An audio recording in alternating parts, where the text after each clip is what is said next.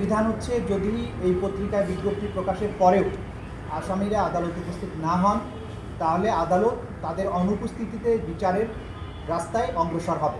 সেটা আমাদের আইনের সুনির্দিষ্টভাবে বর্ণনা করা আছে। তারা যদি এই সময়ের মধ্যে উপস্থিত না হন তাহলে আদালত আইন অনুযায়ী তার পরবর্তী কার্যধারা গ্রহণ করবেন এবং তাদের অনুপস্থিতিতে বিচার কার্য পরিচালিত হবে। আমি ইতিমধ্যেই বলেছি, আমরা ইতিমধ্যেই বলেছি যে তারা রিপোর্ট দিয়েছেন যে আসামিদ্বয় ভারতে পলাতক আছেন মর্মে পুলিশ আমাদের কাছে রিপোর্ট দিয়েছে। মাননীয় চিফ প্রসিকিউটর, আমরা দেখছি যেদিনই শেখ হাসিনার মামলা হয় সেদিনই ককটেল বিস্ফোরণের মতো ঘটনা ঘটছে, আজকেও ঘটেছে।